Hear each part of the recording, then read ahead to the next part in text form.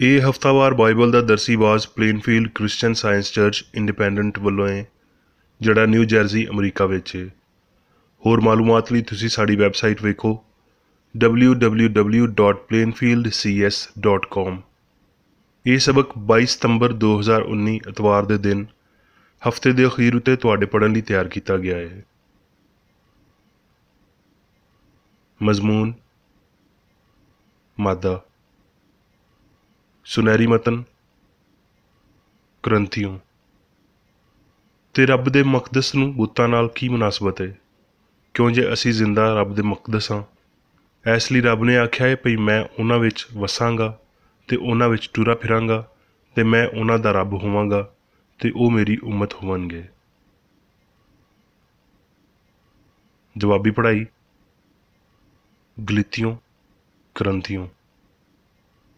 ਕੀ ਤੁਸੀਂ ਅਜਿਹੇ ਬੇਵਕੂਫ ਹੋ ਭਈ ਰੂਹ ਦੇ ਤੌਰ 'ਤੇ ਸ਼ੁਰੂ ਕਰਕੇ ਹੁਣ ਬਦਨ ਦੇ ਤੌਰ 'ਤੇ ਪੂਰਾ ਕਰਨਾ ਚਾਹੁੰਦੇ ਹੋ? ਕੀ ਤੁਸੀਂ ਨਹੀਂ ਜਾਣਦੇ ਵੀ ਤੁਹਾਡੇ ਬਦਨ ਮਸੀਹ ਦੇ ਅਜ਼ਾ ਨੇ?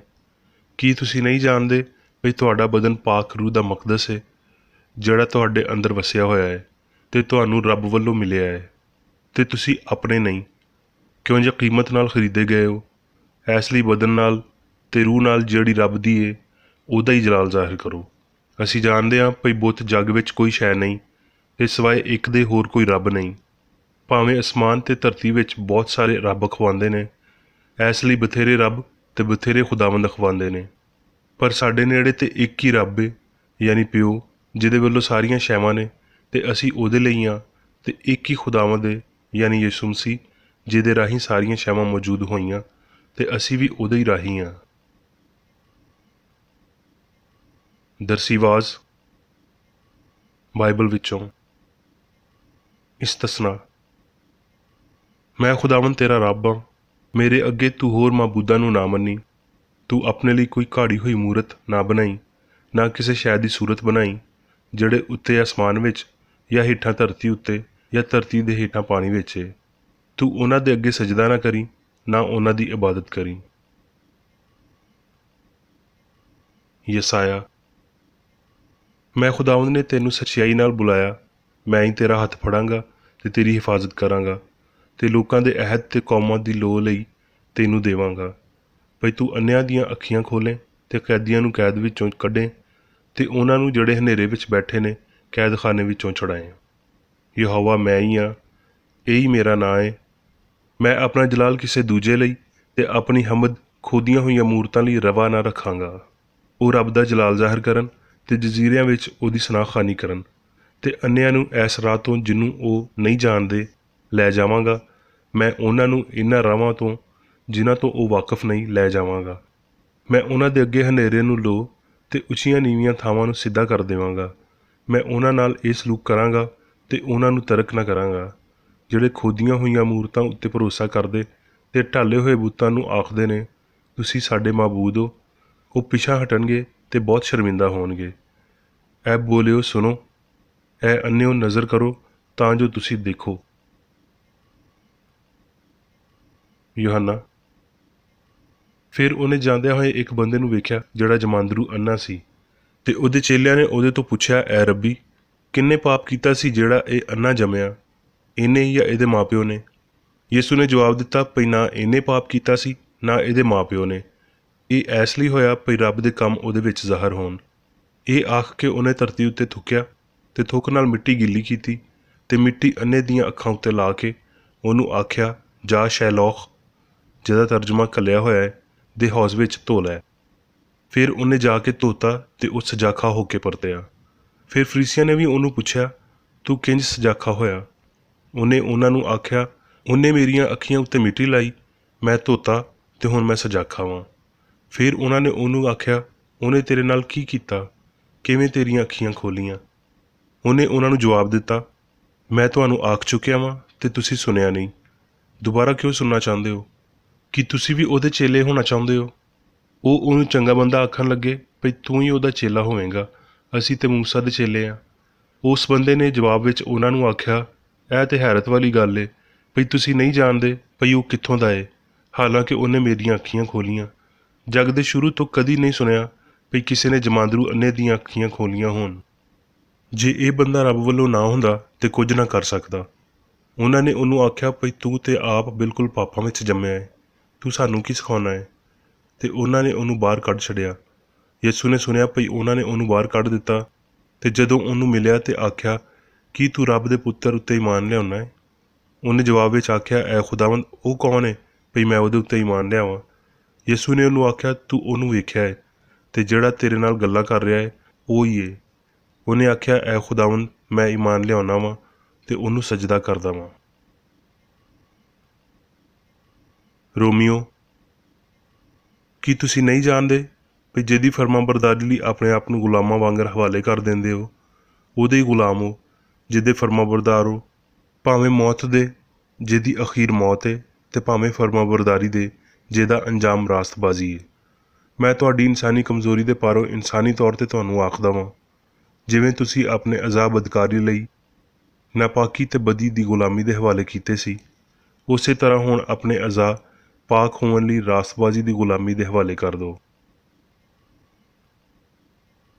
ਰੋਮੀਓ, ਕਿਉਂ ਜੇ ਜਿਹੜੇ ਜਿਸਮਾਨੀ ਨੇ ਉਹ ਜਿਸਮਾਨੀ ਗੱਲਾਂ ਦੇ ਖਿਆਲ ਵਿੱਚ ਰਹਿੰਦੇ ਨੇ, ਪਰ ਜਿਹੜੇ ਰੂਹਾਨੀ ਨੇ ਉਹ ਰੂਹਾਨੀ ਗੱਲਾਂ ਦੇ ਖਿਆਲ ਵਿੱਚ ਰਹਿੰਦੇ ਨੇ। ਪਰ ਤੁਸੀਂ ਜਿਸਮਾਨੀ ਨਹੀਂ ਬਲਕਿ ਰੂਹਾਨੀ ਹੋ, ਇਸ ਲਈ ਵੀ ਜਿੰਨੇ ਰੱਬ ਦੀ ਹਦਾਇਤ ਨਾਲ ਟੁਰਦੇ ਨੇ ਉਹ ਹੀ ਰੱਬ ਦੇ ਪੁੱਤਰ ਨੇ। ਕਰੰਥੀਓ, ਇਸ ਲਈ ਐ ਮੇਰੇ ਪਿਆਰੋ, ਬੁੱਤ ਪ੍ਰਸਤੀ ਤੋਂ ਨਸੋ। ਤੇ ਮੈਂ ਕੀ ਇਹ ਆਖਦਾ ਵਾਂ ਵੀ ਕੁਰਬਾਨੀ ਕੋਈ ਸ਼ੈ ਹੈ ਜਾਂ ਬੁੱਤ ਕੋਈ ਸ਼ੈ ਨੇ?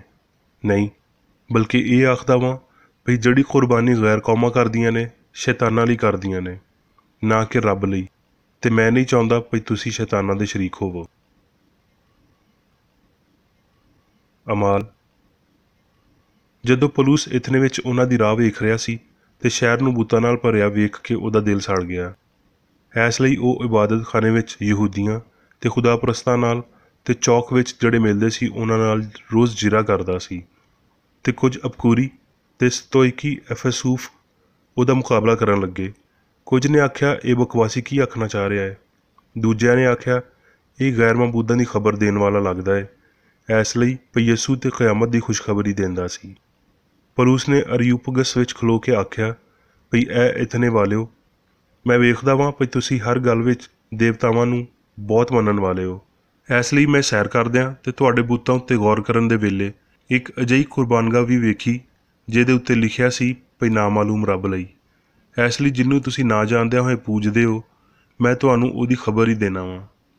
ਜਿਸ ਰੱਬ ਨੇ ਜੱਗ ਤੇ ਉਹਦੀਆਂ ਸਾਰੀਆਂ ਸ਼ੈਵਾਂ ਨੂੰ ਬਣਾਇਆ, ਉਹ ਅਸਮਾਨ ਤੇ ਧਰਤੀ ਦਾ ਮਾਲਕ ਹੋ ਕੇ ਹੱਥ ਨਾਲ ਬਣੇ ਹੋਏ ਮੰਦਰਾਂ ਵਿੱਚ ਨਹੀਂ ਰਹਿੰਦਾ, ਨਾ ਕਿਸੇ ਦਾ ਮੁਹਤਾਜ ਹੋ ਕੇ ਬੰਦਿਆਂ ਦੇ ਹੱਥੋਂ ਸੇਵਾ ਕਰਵਾਉਂਦਾ ਹੈ, ਕਿਉਂ ਜੇ ਉਹ ਤੇ ਆਪ ਸਾਰਿਆਂ ਨੂੰ ਹਯਾਤੀ ਤੇ ਸਾਹ ਤੇ ਸਭ ਕੁਝ ਦਿੰਦਾ ਹੈ, ਯਾਨੀ ਉਹ ਸਾਡੇ ਵਿੱਚੋਂ ਕਿਸੇ ਤੋਂ ਦੂਰ ਨਹੀਂ। ਕਿਉਂ ਜੇ ਉਹਦੇ ਵਿੱਚ ਹੀ ਅਸੀਂ ਜੀਨੇ, ਟੁਰਦੇ ਫਿਰਦੇ ਤੇ ਮੌਜੂਦ ਹਾਂ। ਜਿਵੇਂ ਤੁਹਾਡੇ ਸ਼ਾਇਰਾਂ ਵਿੱਚੋਂ ਕੁਝ ਨੇ ਆਖਿਆ, ਅਸੀਂ ਤੇ ਉਹਦੀ ਪੀੜ੍ਹੀ ਵੀ ਹਾਂ। ਯੂਹੰਨਾ, ਜਿਹੜਾ ਰੱਬ ਤੋਂ ਜੰਮਿਆ ਹੈ ਉਹ ਜੱਗ ਉੱਤੇ ਗਾਲਬ ਆਉਂਦਾ ਹੈ, ਤੇ ਉਹ ਗਲਬਾ ਜਿਹਦੇ ਨਾਲ ਜੱਗ ਮਗਲੂਬ ਹੁੰਦਾ ਹੈ ਸਾਡਾ ਈਮਾਨ ਹੈ। ਤੇ ਇਹ ਵੀ ਜਾਣਦੇ ਹਾਂ ਭਈ ਰੱਬ ਦਾ ਪੁੱਤਰ ਆ ਗਿਆ ਹੈ ਤੇ ਉਹਨੇ ਸਾਨੂੰ ਸਮਝ ਦਿੱਤੀ ਹੈ, ਤਾਂ ਜੋ ਉਹਨੂੰ ਜਿਹੜਾ ਹਕੀਕੀ ਹੈ ਜਾਣੀਏ ਤੇ ਅਸੀਂ ਉਹਦੇ ਵਿੱਚ ਜਿਹੜਾ ਹਕੀਕੀ ਹੈ ਯਾਨੀ ਉਹਦੇ ਪੁੱਤਰ ਯਿਸੂ ਮਸੀਹ ਵਿੱਚ ਹਾਂ। ਹਕੀਕੀ ਰੱਬ ਤੇ ਹਮੇਸ਼ਾ ਦੀ ਹਯਾਤੀ ਇਹ ਹੀ ਹੈ। ਐ ਬੱਚੋ, ਆਪਣੇ ਆਪ ਨੂੰ ਬੁੱਤਾਂ ਤੋਂ ਬਚਾਏ ਰੱਖੋ।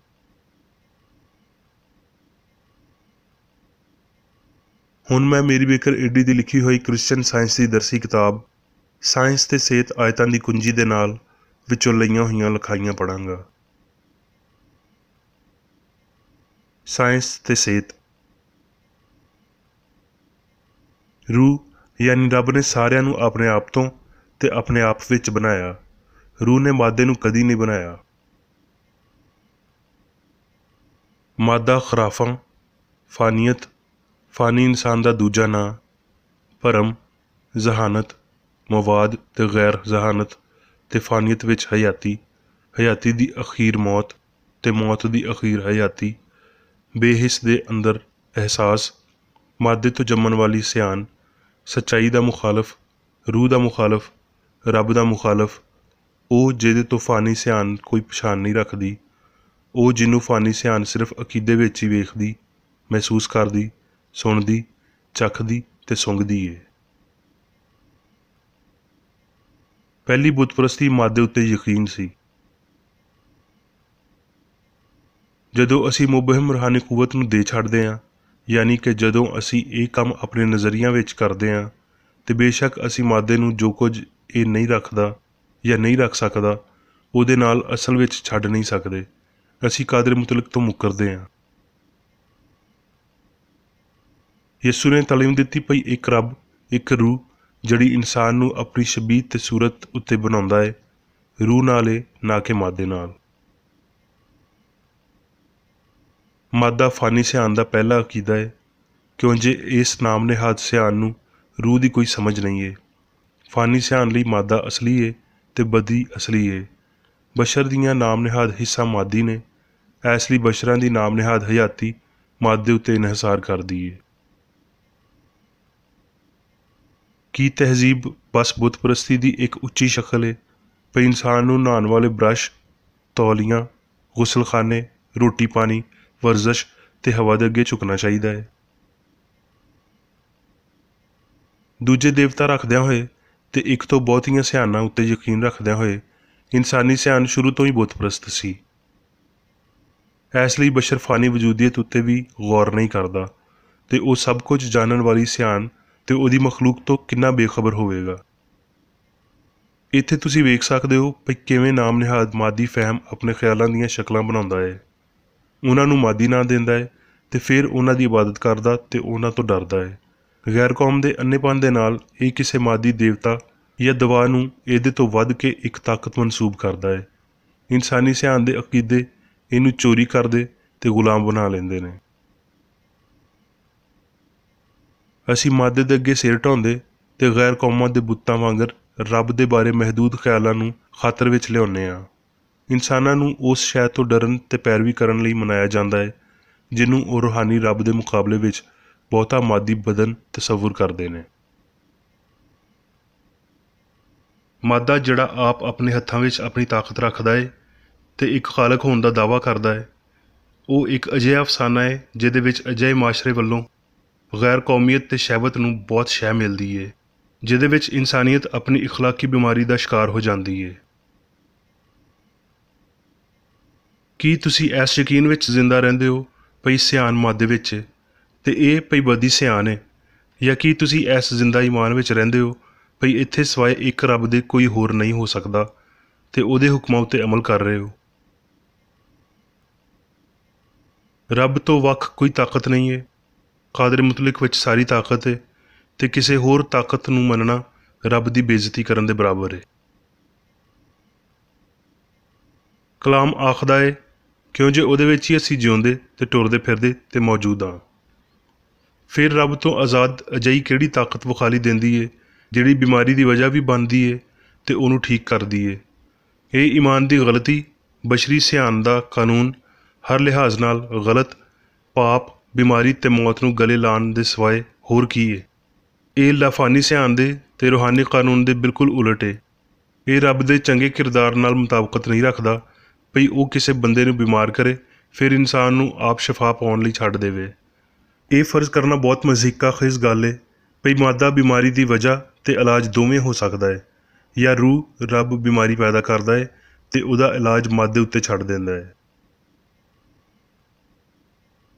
ਆਪਣੇ ਇਸ ਫਹਿਮ ਵਿੱਚ ਮਜ਼ਬੂਤ ਰਹੋ ਭਈ ਇਲਾਹੀ ਸਿਆਣ ਹਕੂਮਤ ਕਰਦੀ ਹੈ ਤੇ ਇਹ ਭਈ ਸਾਇੰਸ ਵਿੱਚ ਇਨਸਾਨ ਰੱਬ ਦੀ ਹਕੂਮਤ ਦੀ ਅਕਾਸੀ ਕਰਦਾ ਹੈ। ਇਸ ਗੱਲ ਦਾ ਡਰ ਬਿਲਕੁਲ ਨਾ ਰੱਖੋ ਭਈ ਮਾਦਾ ਕਿਸੇ ਕਾਨੂੰਨ ਦੇ ਨਤੀਜੇ ਵਿੱਚ ਪੀੜ, ਸੋਜ ਤੇ ਸੋਜ਼ਸ਼ ਦਾ ਸ਼ਿਕਾਰ ਹੋ ਸਕਦਾ ਹੈ, ਜਦ ਕਿ ਇਹ ਆਪ ਹੀ ਵਾਜ਼ਿਹ ਗੱਲ ਹੈ ਭਈ ਮਾਦੇ ਵਿੱਚ ਪੀੜ ਹੋ ਸਕਦੀ ਹੈ ਨਾ ਸੋਜ ਹੋ ਸਕਦੀ ਹੈ। ਤੁਹਾਡਾ ਬਦਨ ਕਿਸੇ ਰੁੱਖ ਨਾਲੋਂ ਲੱਗੇ ਹੋਏ ਜ਼ਖਮ ਜਾਂ ਅਜਿਹੀ ਬਿਜਲੀ ਦੀ ਤਾਰ ਦੇ ਖਿੱਚੇ ਜਾਣ ਦੇ ਮੁਕਾਬਲੇ ਵਿੱਚ ਪਰੇਸ਼ਾਨੀ ਤੇ ਜ਼ਖਮਾਂ ਤੋਂ ਬਹੁਤੀ ਤਕਲੀਫ ਸਹੇਗਾ, ਜਿਹੜੇ ਫਾਨੀ ਸਿਆਣ ਲਈ ਨਹੀਂ। ਅਸੀਂ ਫਾਨੀ ਸਿਆਣ ਤੇ ਮਾਦੇ ਦਾ ਵੱਖਰਾ ਵੱਖਰਾ ਇਲਾਜ ਨਹੀਂ ਕਰ ਸਕਦੇ, ਕਿਉਂ ਜੇ ਉਹ ਇੱਕ ਹੋ ਜਾਂਦੇ ਨੇ। ਇਸ ਅਕੀਦੇ ਨੂੰ ਛੱਡ ਦਿਓ ਭਈ ਫਾਨੀ ਦਿਮਾਗ ਹਾਲਾਂਕਿ ਆਰਜ਼ੀ ਤੌਰ 'ਤੇ ਖੋਪੜੀ ਦੇ ਅੰਦਰ ਦੱਬਿਆ ਜਾਂਦਾ ਹੈ ਤੇ ਤੁਸੀਂ ਛੇਤੀ ਨਾਲ ਹੋਰ ਮਰਦਾਨਾ ਜਾਂ ਜ਼ਨਾਨਾ ਬਣ ਜਾਓਗੇ।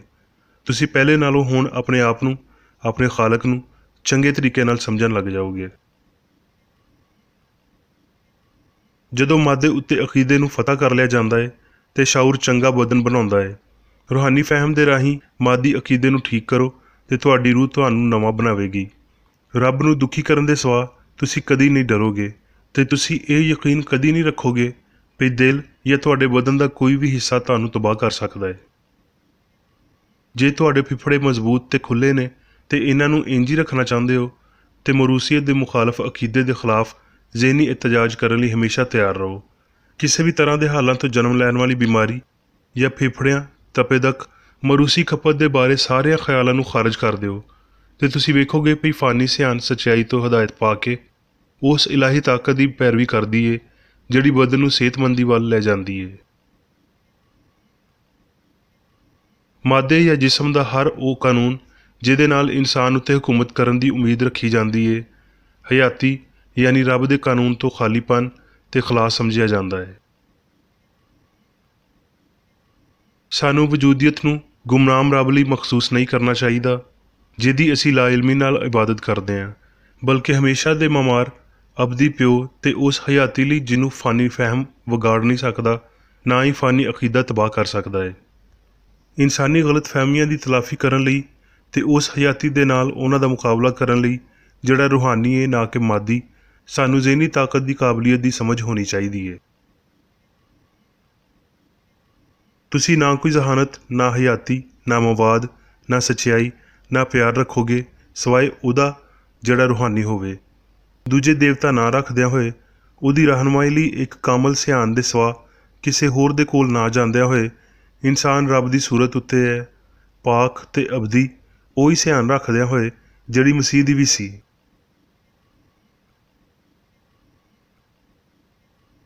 ਹੁਣ ਮੈਂ ਮੇਰੀ ਬੇਕਰ ਈਡੀ ਵੱਲੋਂ ਚਰਚ ਮੈਨੂਅਲ ਵਿੱਚ ਦਿੱਤੇ ਹੋਏ ਰੋਜ਼ਾਨਾ ਦੇ 3 ਫਰਜ਼ ਪੜ੍ਹਾਂਗਾ। ਰੋਜ਼ਾਨਾ ਦੀ ਦੁਆ। ਇਸ ਚਰਚ ਦੇ ਹਰ ਰੁਕਨ ਦਾ ਇਹ ਫਰਜ਼ ਹੈ ਭਈ ਉਹ ਹਰ ਰੋਜ਼ ਇਹ ਦੁਆ ਕਰੇ, ਤੇਰੀ ਬਾਦਸ਼ਾਹੀ ਆਵੇ, ਇਲਾਹੀ ਸੱਚਾਈ, ਹਯਾਤੀ ਤੇ ਪਿਆਰ ਦੀ ਸਲਤਨਤ ਮੇਰੇ ਅੰਦਰ ਕਾਇਮ ਹੋਵੇ ਤੇ ਸਾਰੇ ਪਾਪ ਮੈਥੋਂ ਨਿਕਲ ਜਾਣ ਤੇ ਤੇਰਾ ਕਲਾਮ ਸਾਰੇ ਇਨਸਾਨਾਂ ਦੇ ਪਿਆਰ ਨੂੰ ਵਧਾਵੇ ਤੇ ਉਹਨਾਂ ਉੱਤੇ ਹਕੂਮਤ ਕਰੇ।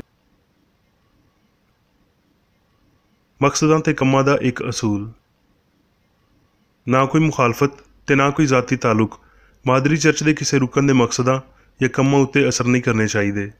ਸਾਇੰਸ ਵਿੱਚ ਬਸ ਇਲਾਹੀ ਪਿਆਰ ਹੀ ਹਕੂਮਤ ਕਰਦਾ ਹੈ ਤੇ ਇੱਕ ਮਸੀਹੀ ਸਾਇੰਸਦਾਨ ਪਾਪ ਨੂੰ ਰੱਦ ਕਰਦਿਆਂ ਹੋਏ ਸੁੱਚੀ ਭਰਾਬੰਦੀ, ਖੈਰਾਤ ਪਸੰਦੀ ਤੇ ਮਾਫੀ ਨਾਲ ਪਿਆਰ ਦੀਆਂ ਮਿੱਠੀਆਂ ਸੱਚਾਈਆਂ ਦਾ ਪਰਛਾਵਾਂ ਬਣਦਾ ਹੈ।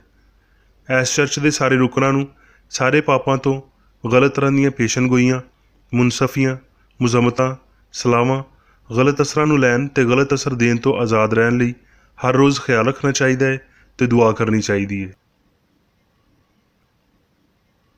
ਫਰਜ਼ ਲਈ ਚੁਸਤੀ। ਇਸ ਚਰਚ ਦੇ ਹਰ ਰੁਕਨ ਦਾ ਇਹ ਫਰਜ਼ ਹੈ ਭਈ ਉਹ ਹਰ ਰੋਜ਼ ਜਾਰਿਹਾਨਾ ਜ਼ਹਿਨੀ ਸਲਾਵਾਂ ਦੇ ਖਿਲਾਫ ਆਪਣੇ ਆਪ ਨੂੰ ਤਿਆਰ ਰੱਖੇ ਤੇ ਰੱਬ, ਆਪਣੇ ਕਾਇਦ ਤੇ ਇਨਸਾਨਾਂ ਲਈ ਆਪਣੇ ਫਰਜ਼ਾਂ ਨੂੰ ਨਾ ਕਦੀ ਭੁੱਲੇ ਤੇ ਨਾ ਕਦੀ ਨਜ਼ਰਅੰਦਾਜ਼ ਕਰੇ।